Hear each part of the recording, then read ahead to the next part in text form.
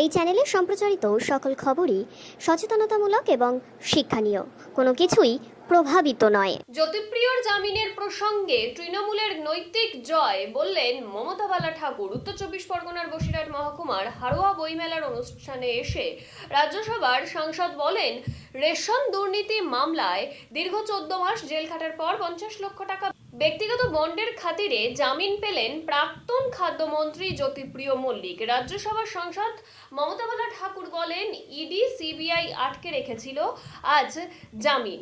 এটা আমাদের তৃণমূল কংগ্রেসের এক নৈতিক জয়। বাংলাদেশের সম্প্রীতি ঘটনায় বারবার আমরা সংসদে আলোচনা করেছি। ওখানকার মতুয়া সম্প্রদায়ের সমস্ত জাতি অর্থাৎ সংখ্যালঘুদের তাদের দেশ, সেটা তারা নিরাপত্তায় থাকুক, এমনটাই কিন্তু বার্তা দিতে চেয়েছেন। আরো কি বললেন শোনাবো আপনাদের। আমরা তো দাবি অলরেডি আমরা তুলছি। তার কারণ হচ্ছে মাইনরিটি যারা ওখানে, আমার মতো ধর্ম এবং আরও তো বিভিন্ন ধর্মের মানুষ আছে, আর ওরা তো মানুষ। দেশভাগর বলিতে আজকে তারা কেন এই যন্ত্রণা আজকে দুর্ভোগ ভোগ করবে? সরকার তখন করেছিল দেশভাগ, তার জন্য আজকে তাদের তো অধিকার, তাদের দেশ ওটা, তাদের ওখানে অধিকার আছে থাকার, তাদের যার যার ধর্মকে রক্ষা করার অধিকার আছে।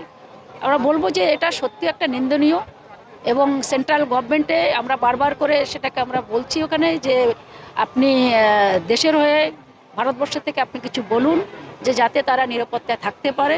আমরা সেটাকে নিয়ে অনেক সময় তারা আলোচনা করছি। এখন তৃতীয় বর্ষে হাড়োয়া 2025 বইমেলা ডক্টর শহীদুল্লাহ কবি সাদাত হোসেনের স্মরণে আজকে আমাদের পঞ্চম দিনে আমাদের প্রধান অতিথি গেস্ট হিসেবে এসেছেন মমতা বালা ঠাকুর, রাজ্যসভার সাংসদ এবং মতুয়া সম্প্রদায়ের একজন যিনি প্রাণের মানুষ।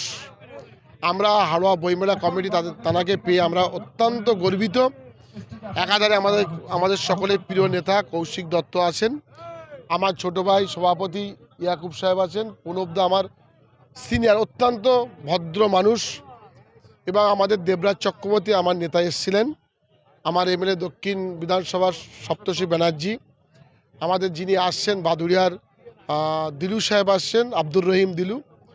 আমরা পরিপূর্ণ 100% সাকসেস, কারণ হাড়োয়ার মানুষ বইমেলা সম্পর্কে কিছুই বুঝতো না।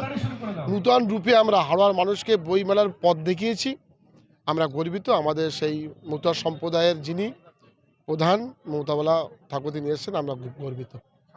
আমাদের পশ্চিমবঙ্গ সরকারের যিনি 3 বারের সরকারের মুখ্যমন্ত্রী, আমাদের প্রাণপ্রিয় মমতা বন্দ্যোপাধ্যায়, আমাদের শ্রদ্ধেয় ভারতবর্ষের অন্যতম মুখ সাংসদ অভিষেক বন্দ্যোপাধ্যায়, তাদেরকে অনুকরণ করে আমরা বইমেলা বিভিন্ন কালচারাল প্রোগ্রামের মধ্যে দিয়ে আমরা মানুষের পাশে থাকার চেষ্টা করি, এবং আজকে তার বইমেলার মধ্যে দিয়ে আমরা সেই কাজটা করাতেই মমতা বালা ঠাকুর এবং সুবোধ সরকার যিনি কবি, তিনি বললেন যেটা অভিনব বিষয় যে 5 লক্ষ টাকার সেল টিকিট কুপনের মধ্যে দিয়ে আমরা বই সঞ্চয় করার একটা অভিনব পদ্ধতি নিয়েছি। এতে ভূয়সী প্রশংসা তারা করলেন, আমরা আপ্লুত এই প্রশংসা শুনে।